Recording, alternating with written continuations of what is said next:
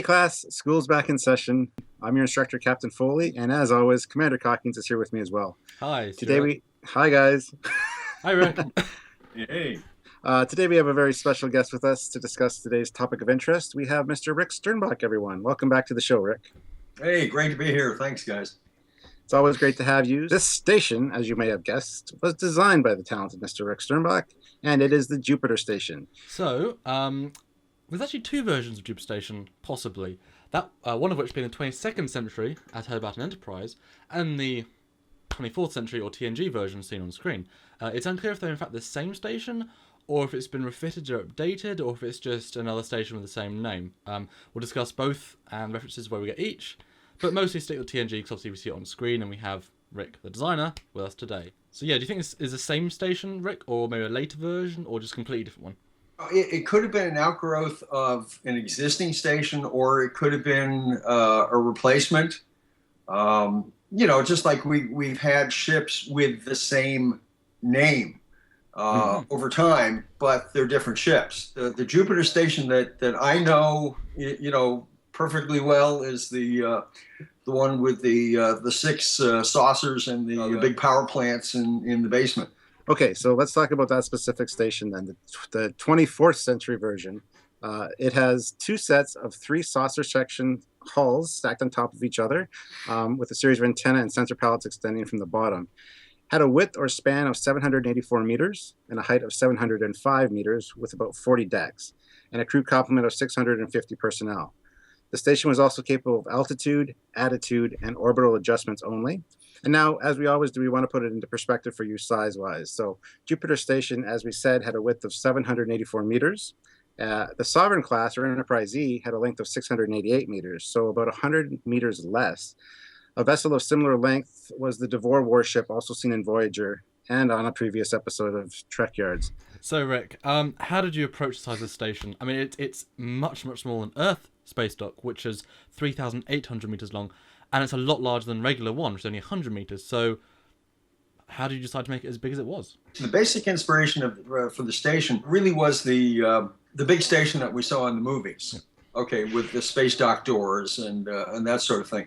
So stylistically, it's it's a large, broad upper section, and then a lot of equipment hanging down from that. If you remember the painting in Picard's quarters, okay, that's a similar design station. Maybe it was a station that he served on. Okay, why did he have that painting in his quarters? Okay, it must have had some special meaning for him. The basic size of the station, for me, really was driven by the use of, and I've told a lot of people this and they've been very surprised, decommissioned starship hulls. Okay, if you look at those six saucer pieces that are hooked together, they have escape hatches on them.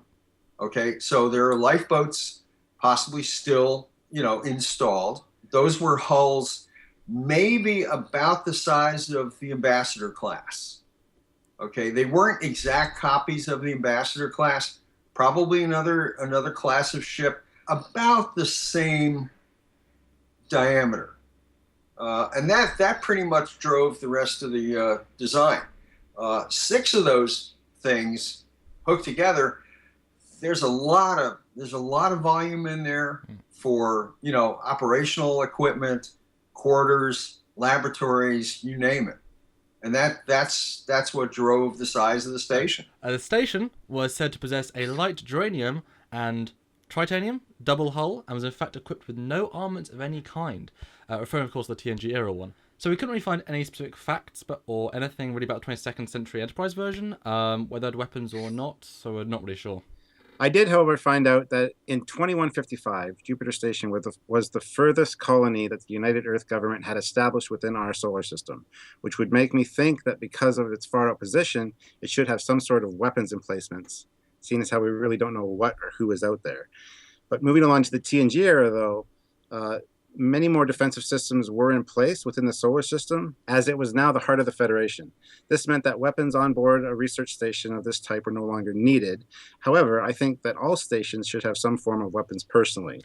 Now, you said that they're decommissioned ship hulls. Would that include the weapons, like phaser banks and stuff? Would they still be active, do you think? And I think, Stuart, you're asking for trouble not having it armed at all.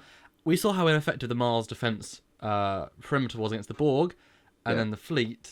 But there's got to be some sort of weapons. I mean, quantum torpedoes, something on the ship station. So, Rick, do you think that's because they're using decommissioned hulls that there would still be active weapons? You know, I would imagine that they would still have, you know, some active phaser strips, the power plants in the, you know, at the bottom of the station. Yeah, you could easily divert power from civilian laboratory type activities to weapons. If those stations still had the phasers, yeah, I'm sure they could still fire them in a defensive mode, especially if there's no other Starfleet protection close by. The Enterprise C had short phaser strips. The fact that they stacked a bunch of smaller emitters together, you know, went back as far as the Ambassador class. So yeah, officially we couldn't find any armament information, but I mean, like Rick just said, it is possible that there's still working phaser banks that could be activated if the need arose. So. And how do you feel, Rick? You know, a research station without weapons? I mean, it's the 24th century, fair enough, but not even a single visible phaser strip. Do you think they would have any research stations out there that are not armed? Or did you actually design initially maybe some recessed torpedo tubes that just never shown and therefore never made canon? Well, you know, in the design process, there isn't a lot of time. You know, we're talking again, episodic television. We're doing an episode like bang, bang, bang. You know, maybe there's a little time later, you know, to think about, you know, all of the little systems and where are people living, how do they get in and out of the station. You know, all of that can come later.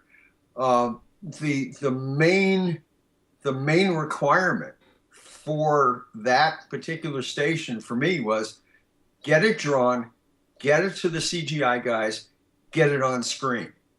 Okay, all the cool techie stuff, you know, we can sit back later and work that stuff out. You know, but the basics of the design to me are very sound.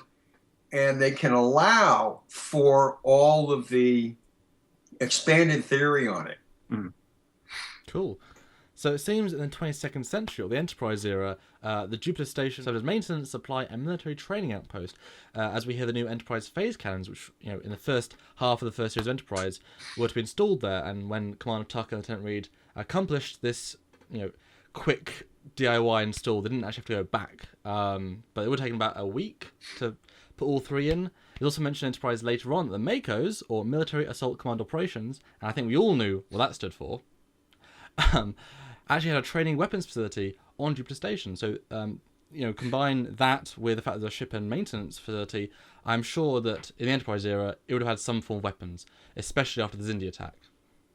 Yeah. The 24th century, or the TNG era complex, as designed by you, Rick, seems to have been converted into more of a scientific research facility, as it was home to the Holo Programming Center run by Dr. Louis Zimmerman. This is, in fact, the very station that the much-loved EMH, or Emergency Medical Hologram, was developed at. It is also worth mentioning that Tuvok spent some time stationed here and frequently wrote to Captain Janeway before he actually went undercover with the Maquis. So what are your thoughts on that, Rick? Do you feel that this station could have, in fact, at one point been more of a maintenance and repair as well as a military training facility that gave way to more peaceful times and was converted into a more benign research facility? Or are you more of the opinion that the older Jupiter station was likely decommissioned and a new one, the one you designed, was constructed instead? It would almost make sense, though, that if it was still a training ground for special ops, seeing as how Tuvok was stationed there just prior to his Maquis infiltration, though.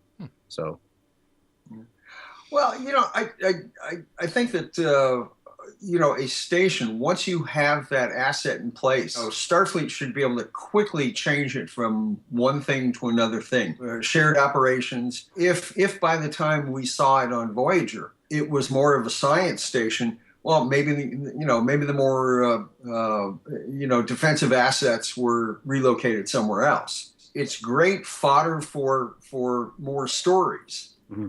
Okay, if the station orbiting Jupiter, and why is it orbiting Jupiter? Okay, Jupiter's a big planet. It's a great anchor point. It's a horrible radiation environment, but we really didn't address that. Shields. If we saw it as more of a scientific lab, yes, that could be that the military aspects were moved somewhere maybe more secure. Yeah. So on that note, we're going to move away from those pesky facts and get into the discussion portion, because we have you here, Rick. So, when were you asked to design Jupiter Station? How much time were you given to do so? And what direction were you given? And any specific elements you were told to incorporate into the design? Well, the writers and producers trusted us to know the material. Okay, and by the time the station came up, we knew this stuff backwards and forwards. We could design stuff in our sleep. Jupiter Station, I don't recall the exact description in the script, but it was a big station. It was in orbit around Jupiter, and it really was not a big leap. To go from the stations that we had seen before to something, similar but different. As I say, in episodic television, we have 10 working days to get these things together. When I did the CGI rough models, the grayscale models for the station, I wanted to give the CG modelers as much ease of construction as possible. So if you design one saucer section, doing 5 more is cut and paste.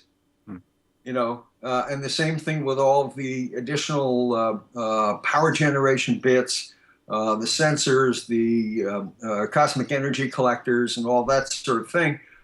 They're really, you build one and then you have as many as you need, because really in CGI it's very much like like a word processor or with a 2D art program.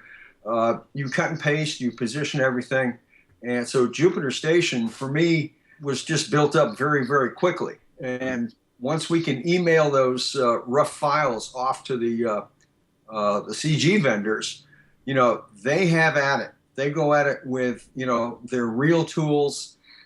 I think Wendy Drapanis in our art department came up with the Jupiter Station logo, and that was applied to the hull. So, we could make a graphic connection with anything that was maybe seen on the interior. So at what point in the design, so you say 10 days, how far into the process did you think, wouldn't it look cool if I stacked another saucer, or was that the original thought? I couldn't tell you exactly when in the process. A lot of the ships and props and stations that I designed, they start out as very rough, marker doodles, and I'm sure that one of the Jupiter Station doodles probably had squiggle, squiggle, squiggle, squiggle, and there it was. I do a bunch of doodles. I will then go to the computer and do cross sections, make the cross sections solid in a circular pattern. Just push parts together, see how they look from different angles. The great thing about 3D is you can see if there are great angles, see if there are crumbing angles. Jupiter Station just looked properly industrial, but it also looked like floating in space. It's just a cool shape. Yeah. I know you mentioned previously that the painting in Captain Picard's quarters kind of influenced that. Like, you want to talk a little more about that? Just from a basic stylistic thing that the audiences could maybe recall. Okay, oh yeah, we saw Space Dock in the movies. it kind of looked like this. We saw the painting in Picard's quarters. Hey, it had an older style set of parts, but and in the painting, we really didn't know exactly where it was. Maybe it was an orbit around Mars. I remember doing sort of a reddish planet behind it. That basic style, that's the kind of thing that the audiences might remember. So we mentioned it earlier that the station consists of 6 Starship saucer hulls.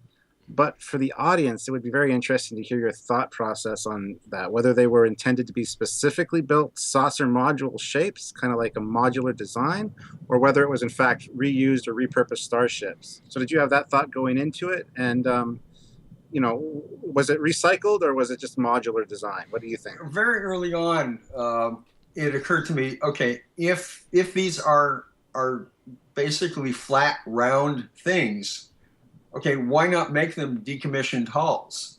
Okay, why throw the hull away? Yeah. Yes, you could take it to a graving yard and have engineers tear it apart and reuse the materials.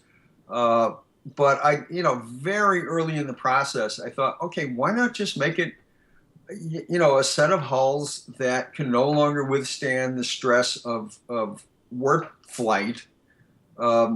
Stick them together, put some power plants underneath, and call it done. It's genius, I tell you. That's awesome. That's a very green thinking 24th century. Recycle, reuse. Yeah. So Starfleet is green. So in your design process, you mentioned linking into some of the space stations, but were there any actual Trek ships that you possibly took a few elements from, took a few design cues, or even real-world technologies? We see some sort of solar panels on the station. Is there any specific other station or ship cues you took from?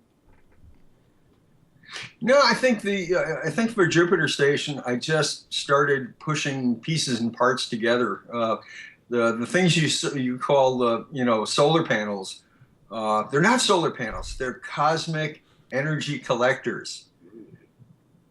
I don't know what that means, but it's fancy. No, I mean, a lot of times, I'll put in some shapes that, for the non-techie folks in the audience, okay, they might look at those and assume, okay, they are some kind of an energy thing. Okay, yes, they kind of look like solar panels, what we call photovoltaic arrays. Okay, well, that's what people put up on their roofs now. Okay, they're PV arrays. They're made by lots of different companies, and they have this sort of, very specific bluish, purplish look to them. Okay, yes, I put them on the station. I call them something different, but you want to have some of this design stuff easy to figure out. I mean, if I simply did not install those, all right, it would be an interesting station, but a lot of the things that I try to design like this, starships have one sort of set of design rules. The station, you want to have things going off in different directions just to be visually interesting. Okay, ooh, what is that thing, sticking down from the saucer sections? What is that down in the bottom? Oh, hey, stuff down in the bottom. Look at Deep Space Nine. The power plant was in the basement. Big set of fusion reactors in the basement. Using these rules over and over again, but maybe a little bit differently each time, that's where I go with, technology like this. You want to remind them of something, but not hit them over the head with it. Yeah, exactly. So now it's the time of the show where we get to talk about what we like and what we don't like. So we'll start off with what we like. This design is pretty cool because it does show up in a couple of Star Trek game mods, such as Star Trek Armada 3, Star Trek Armada 2, Fleet Operations, and of course a few others. And it's always fun when it does pop up. It's definitely a Starfleet design and can be easily recognizable as such. And I think the design is neat because, like we just talked about, it does use older recognizable parts, and it can make sense that the Federation would do that. They're already space worthy, so just put them together and save a bunch of time. Plus, just to be honest, it looks really cool. So that's what I liked about it. Yeah, and I love the design. I really like that you brought half of the iconic, Starfleet ship, the saucer, and then molded it into a very distinct and recognizable design, yet being different. I think this is personally one of my top 3 Star Trek space stations. Although don't ask me to list the 3 in order or which the 3 are. Suffice to say, I really like this design and love that we can talk to you about it, because that's what the best thing about Trekyards is. A station, a ship is in for less than 5 minutes. And then we can talk to you and get your thought process, how you made it, and talk to the man who brought it into the world. So yeah, kind of having a fan moment here. But sometimes it's good to realise the awesome job you have. So Rick, what do you love most about Jupiter Station? The one favourite thing? I think the thing that I love about it is that it's got, it's got a lot of very different looking parts. The textures are all varied, and I really have to give a huge thumbs up to the CG modelers. They built a nicely complicated set of parts. They added lots of pipes and wires and strange little cooling fins and lots of things to the basic CG model that I sent them. And the lighting and the antennas and adding the logo to the top of the station, they complete the job. I'm sitting in the office knocking out rough models, and these guys just make it sing. My thanks to them. And I just love the textures and the shapes. And the fact that you can pretty well instantly see it for what it is when it pops up on the screen. So what I'm hearing is you love everything about it, Rick. That's what I'm getting from this. Well, I can't not like it. Okay, if it was something I didn't like, I wouldn't have submitted the sketches. That kind of throws a wrench into the next part of the show where we talk about what we don't like about it. Okay. But we got well, what I don't like, to be honest, is the fact that there's no specific specifications on weapons. I know there could be possibly weapons, but the fact that it doesn't have any, and it's a military training or a special development project facility, it kind of warrants some kind of defensive systems, I would think, but we can't find any stats on that, so I don't know. I think that's go yell at the writers. Yeah, exactly. It's not a Rick thing; it's a writer thing. I think, yeah, that's about it. I mean, we've always got to pick one thing, and I think the fact that we picked fictional lack of weapons is a really good thing, because we obviously both love the station, and I've got to say what I like the least, because it's not what I don't like, it's what I like the least, is the weapons and the lack of screen time, because come on, this is an incredible station, it should have been in there more. I think it would have been great to see a version of the station with the most, with the TNG phaser strips with torpedo tubes hidden, phaser turrets, pulse turrets. That would have been a really cool variation to see that on each of those sources. That'd be fun. And that's all I can really say, just integrated weapons. So well done, Rick. Okay. That's all we can say. Yeah, well done. And I got to admit, I did find a picture of it with TOS hulls, like a TOS design, which is very neat, which you'll have on the screen beside us here. But cool. Yeah. Cool. But Rick, if you had to, we are saying if you have to pick one thing that you like least, what would it be? One thing that I like least is what the CGI guys do to my models. No, just no, they did it. They did it all perfectly. I think maybe one thing that I might have fixed was the separation distance between the saucers, because if you're on saucer number 2, your escape pod is going to go praying into the guy above you, So I might have fixed that a little bit. So you're a bit lax on safety regulations. That's right. Just be careful when you eject, from the lower saucers. Make a quick, side turn. Perfect. They're probably programmed in that way. They're pre-programmed. Yeah, probably. But you never know. Yeah. Well, that's it for Jupiter Station, guys. I think. Thank you, Rick, for joining us and listening to us ramble and putting up with all of our questions. We really appreciate it. As always, it's always awesome to have you on the show. and we look forward to future shows with you. So thanks again. Yeah, great to be here. Thanks again. For everyone watching at home, please hit the like button and the subscribe button if you enjoyed the video. And there's a new episode every Saturday. And if you ever miss any, you can always go to Trekyards.com to get all caught up. If you want to support the show, please click the donate button and we'll put everything that you donate right back into the show. As always, find us on Facebook to answer any questions or chat with us. And also look us up on YouTube as well. Just type in Trekyards and you'll find us. So this is Captain Foley. Simon Cockings. And Rick. Signing off until next time. See you guys. Bye.